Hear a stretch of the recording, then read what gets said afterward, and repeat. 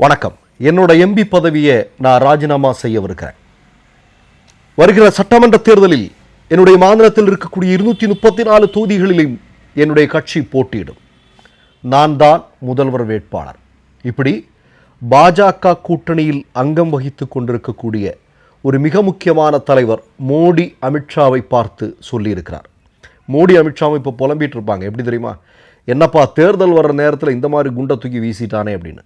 இது எங்கே நிகழ்ந்திருக்கிறது அப்படின்னா, சில மாதங்களில் சட்டமன்ற தேர்தல் நடக்கவிருக்கக்கூடிய பீகாரில் இந்த சம்பவம் நடந்திருக்கு. இப்படி யார் சொல்லியிருக்கார் அப்படின்னா, சிராக் பாஸ்வான் என்று சொல்லக்கூடிய மிக முக்கியமான தலைவர் சொல்லியிருக்கிறார். அவருடைய கட்சிக்கு 5 எம்பிக்கள் இருக்கிறது. இந்த 5 எம்பிக்களும் சிராக் பாஸ்வானை ஒட்டி ராஜினாமா செய்யும் பட்சத்தில் மத்தியில் பாஜக ஆட்சி நீடிக்குமா என்கிற கேள்வி வருகிறது. ஏன்னா ஒட்டுப்பொறையில் ஆட்சி நடத்திட்டு இருக்கிறாங்க. நிதிஷ்குமார் ஒரு பக்கம், இன்னொரு பக்கம் சந்திரபாபு நாயுடு, அதே மாதிரி சிராக் பாஸ்வான், இவர்களுடைய கைகளில் தோள்களெல்லாம் கை போட்டு தான் மோடி ஆட்சி செய்து கொண்டிருக்கிறார் என்பது தெரியும். இப்போ சிராக் பாஸ்வானோடு இந்த 5 எம்பிக்களும் வெளியேறும் பட்சத்தில் ஊசலாட துவங்கும் மோடியினுடைய ஆட்சி. இந்த 5 வருடத்தை பூர்த்தி செய்வது கடினம் என்று நினைக்கிறேன். இப்போது 2 நாளைக்கு முன்னாடி ஆரா என்று சொல்லக்கூடிய இடத்துல ஒரு மிகப்பெரிய மாநாடு நடந்தது. அதை இவருடைய கட்சி, சிராக் பாஸ்வானுடைய கட்சி, எல்ஜேபி என்று சொல்லக்கூடிய கட்சி நடத்திய மாநாடு. இந்த மாநாட்டில் தான் இவர் இந்த மாதிரியான ஒரு மிக முக்கியமான அறிவிப்பை வெளியிட்டிருக்கிறார். 234 தொகுதிகள் பீகாரில் இருக்குது. அந்த 234 தொகுதிகளிலும் எங்களுடைய கட்சியினுடைய வேட்பாளர்கள் நிறுத்தப்படுவார்கள். நான் பாராளுமன்ற உறுப்பினர் பதவியை நான் ராஜினாமா செய்கிறேன். இப்போ அமைச்சராக இருக்கிறார் அவர். நான் ராஜினாமா செஞ்சுட்டு நான் முதல்வர் வேட்பாளராக நான் போட்டியிடப் போகிறேன். அதாவது பீகாரில் நீங்கள் பார்த்தீங்கன்னா ஹாஜிபூர் அப்படின்னு சொல்லக்கூடிய தொகுதியினுடைய எம்பியாகத்தான் இவர் இருக்கிறார். இந்த தொகுதியில் இருக்கக்கூடிய ஒரு சட்டமன்ற தொகுதியில் தான் முதல்வர் வேட்பாளராக நான் போட்டியிடப் போகிறேன் அப்படிங்கிற மாதிரி சொல்லியிருக்கிறார். இது மாதிரியான ஒரு நிகழ்வு நீங்கள் பார்த்தீங்கன்னா 2000 ஆண்டுலையும் நடந்தது பீகாரில். பீகார் சட்டப்பேரவையொட்டி சட்டமன்ற தேர்தலையொட்டி இதே மாதிரியான ஒரு முடிவு அன்றைக்கு பாஸ்வான் கட்சியால் எடுக்கப்பட்டது. ஆனால் அன்றைக்கி என்ன நிகழ்ந்தது அப்படின்னா, நிதிஷ்குமாருடைய கட்சி ஜேடியு என்று சொல்லக்கூடிய கட்சி 3வது இடத்திற்கு தள்ளப்பட்டது. 2வது இடத்திற்கு பாஜக கட்சி தள்ளப்பட்டது. இந்த ஆள் ஒரே ஒரு இடத்துல மட்டும்தான் வின் பண்ணான். இப்போ என்ன அப்படின்னா, இவங்க கூட்டணியில் இருக்கக்கூடிய கட்சி தான் நிதிஷ்குமாருடைய கட்சி. இப்போ சிராக் பாஸ்வான் 234 தொகுதிகளிலையும் இவருடைய கட்சியை சார்ந்த வேட்பாளர்களை நிறுத்துறான்னு வச்சுங்க, என்ன ஆகும் அப்படின்னா, நிதிஷ்குமாருடைய கட்சி படுதோல்வியை சந்திக்கும். ஏற்கனவே மிகப்பெரிய கட்சியாக இருந்த நிதிஷ்குமாருடைய கட்சி இன்றைக்கு 2வது 3வது இடத்திற்கு தள்ளப்பட்டது. பாஜக முதல் கட்சியாக வந்திருக்கிறது. பீகாரினுடைய நிலைமை உங்களுக்கெல்லாம் நல்லா தெரியும். இப்போ 234 தொகுதிகளில் சிராக் பாஸ்வான் அவருடைய கட்சியை சார்ந்தவர்களை அங்கே வேட்பாளராக நிறுத்தினால் அந்த தொகுதிகளில் எல்லாத்திலையுமே நிதிஷ்குமாருடைய கட்சி அடிவாங்கும். கடந்த முறை 2000 நிதிஷ்குமாருடைய கட்சி போட்டியிட்ட 134 தொகுதிகளையும் அவரை எதிர்த்து சிராக் பாஸ்வான் தன்னுடைய வேட்பாளர்களை நிறுத்தினார். அதனால தான் 3வது இடத்திற்கு தள்ளப்பட்டார். அப்போ பீகாரில் நமக்கு எல்லாருக்கும் தெரியுது, மோடி எப்படியாவது பீகாரில் வின் பண்ணணும் அப்படின்னு சொல்லிட்டு என்னென்னலாம் பண்ணிகிட்டு இருக்கார் அப்படிங்கிறதெல்லாம் நமக்கு தெரியும் இல்லையா? மோடி அமித்ஷாவும் என்னென்ன வடை சுடல் நிகழ்வுகளை எல்லாம் அவர்கள் நடத்தி கொண்டிருக்கிறார்கள் அப்படிங்கிறதெல்லாம் பார்த்துட்ருக்கோம். ஆனால் இந்த நேரத்தில் இவர்கள் கூட்டணியில் இருக்கக்கூடிய ஒரு மிக முக்கியமான தலைவர் இப்படிப்பட்ட ஒரு முடிவை எடுத்திருக்கிறார் அப்படின்னா பாஜகவுக்கு எப்படி இருக்கும்? ஏற்கனவே நமக்கு தெரியும், அங்கிருந்து வரக்கூடிய தேர்தலுக்கு முந்தைய கருத்து கணிப்புகள் என்ன சொல்கிறது அப்படின்னா, பாஜக கூட்டணி படுதோல்வியை சந்திக்கும் என்று சொல்கிறார்கள். 2/3 பங்கு இந்தியா கூட்டணி வெற்றி பெறும் என்று சொல்கிறார்கள். அதனால தான் மோடிக்கு பதட்டம். அதுக்கு மேலே இன்னும் பதட்டத்தை உருவாக்குறதுக்கு சிராக் பாஸ்வான் இப்படி ஒரு முடிவை எடுத்திருக்கிறார் அப்படிங்கிறத நம்ம பார்க்க வேண்டியிருக்கிறது. இப்போ நீங்கள் பஹல்காம் பயங்கரவாத தாக்குதல்கள் நடக்குது. எத்தனை அப்பாவி மக்கள் இறந்து போனார்கள். இன்று வரையிலும் அந்த பயங்கரவாதிகள் யார் என்று மோடி அமித்ஷாவால் பிடிக்க முடியவில்லை. அப்படி இருந்தும் அந்த நிகழ்வுக்கு பிறகு சவுதி அரேபியாவிலிருந்து பயணத்தை முடித்துட்டு பயணத்தை பாதியிலே நிறுத்திட்டு மோடி இங்கே வர்றாரு. வந்துட்டு நேராக எங்கே போனார்? பீகாருக்குத்தான் சென்றார். இதெல்லாம் நமக்கு தெரியும். அனைத்து கட்சி கூட்டத்தை கூட கூட்டாமல் இதை எப்படி வாக்கு வங்கி அரசியலுக்கு பயன்படுத்த முடியும் என்பதை தெளிவாக பீகாரில் போய் மோடி பிரசங்கம் பண்ணதை பார்த்து நம்ம புரிஞ்சுக்கிட்டோம்.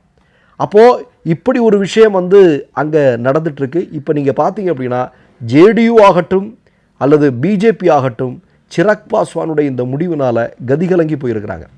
இந்த சிராக் பாஸ்வானுடைய தகப்பனார் உங்களுக்கெல்லாம் தெரியும், ராம்விலாஸ் பாஸ்வான்.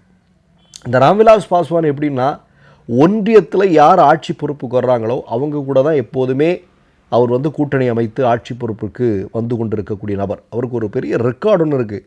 இந்தியாவிலேயே அதிகமான வாக்குகள் வித்தியாசத்தில் வெற்றி பெற்றவர் அப்படிங்கிற ரெக்கார்டு இன்றைக்கு வரைக்கும் ராம்விலாஸ் பாஸ்வானுக்கு தான் இருக்குது. அவருடைய பையன்தான் கடந்த காலங்களில் நீங்கள் பார்த்தீங்க அப்படின்னா பாஜகவினுடைய தோள்களில் ஏறி பாஜக என்று சொல்லக்கூடிய ஒரு கட்சிக்கு ஆதரவளித்து அதை வந்து பெரிய அளவில் வெற்றி பெற செய்து கொண்டிருக்கக்கூடிய ஒரு மிக முக்கியமான டூல்.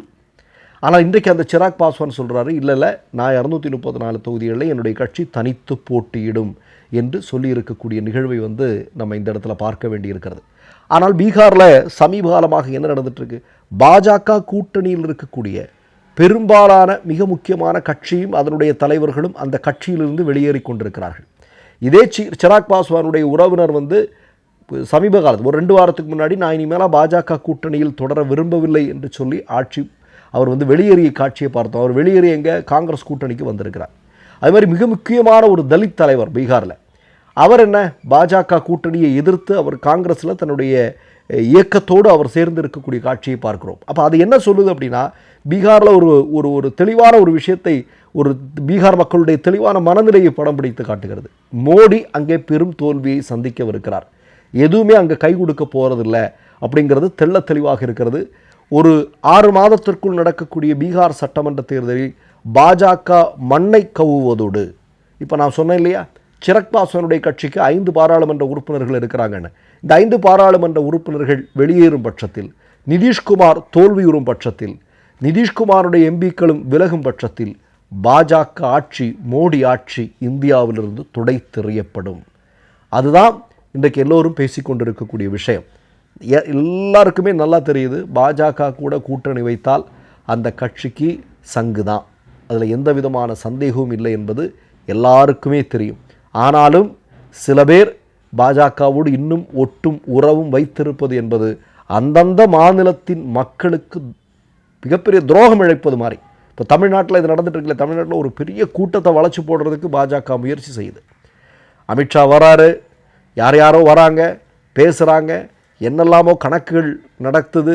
அதில் பார்த்தீங்கன்னா நிறைய தலைவர்கள் இவங்க கூட பாஜக பின்னாடி போகிறேன்னு சொல்கிறாங்க, பாஜக கூட்டணி தான் வெற்றி பெறும்னு சொல்கிறாங்க, பாஜக கூட்டணி தமிழ்நாட்டில் ஆட்சி அமைக்கும்னு சொல்கிறாங்க.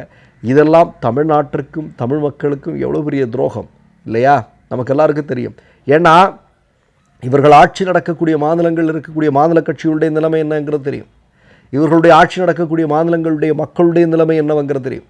இதெல்லாம் தெரிகிறதுனால தான் இவர்கள் கூட கூட்டணி வைத்திருந்த கட்சிகளை தங்களை காப்பாற்றிக் கொள்வதற்காக அந்த கட்சியிலிருந்து விலகக்கூடிய காட்சியை நாம் பார்த்து கொண்டிருக்கிறோம். மற்றொரு நிகழ்வில் சந்திப்போம். நன்றி, வணக்கம். மை நேம் இஸ் ரெட் சேனலை சப்ஸ்கிரைப் பண்ணிக்கோங்க. அதுக்கப்புறமா பக்கத்தில் இருக்கிற ஜாயின் பட்டனை கிளிக் பண்ணீங்கன்னா ஒரு நியூ பேஜ் ஒன்று ஓப்பன் ஆகும். அதுலேயும் ஜாயின் பட்டனே கிளிக் பண்ணிக்கோங்க. அதில் பார்த்தீங்கன்னா credit R debit card options இருக்கு. இதில் உங்களுக்கு விசா, மாஸ்டர் கார்டு, ரிப்பே அப்படின்னு 3 ஆப்ஷன்ஸ் கொடுத்துருக்காங்க. அதில் நீங்கள் எந்த கார்டு சூஸ் பண்ணுறீங்களோ அந்த கார்டோட நம்பர் என்டர் பண்ணிக்கோங்க. அப்புறமா கார்டோட வேலிடிட்டி மந்த் அண்ட் இயரை டைப் பண்ணிக்கோங்க. அடுத்தபடியா உங்க கார்டோட பின்னால சிவிசி கோடுன்னு சொல்லிட்டு 3 நம்பர்ஸ் கொடுத்துருப்பாங்க. அந்த நம்பரை இதில் என்டர் பண்ணிக்கோங்க. அப்புறமா அட்ரஸ் அண்ட் இன்ஃபர்மேஷன் என்டர் பண்ணிட்டு பைங்கிற பட்டனை கிளிக் பண்ணிக்கோங்க. ஒருவேளை உங்க கார்டு நம்பர் இன்வாலிட்னு காமிச்சிச்சுன்னா உங்க கார்டுல இன்டர்நேஷனல் யூசேஜை எனேபிள் பண்ணுங்க.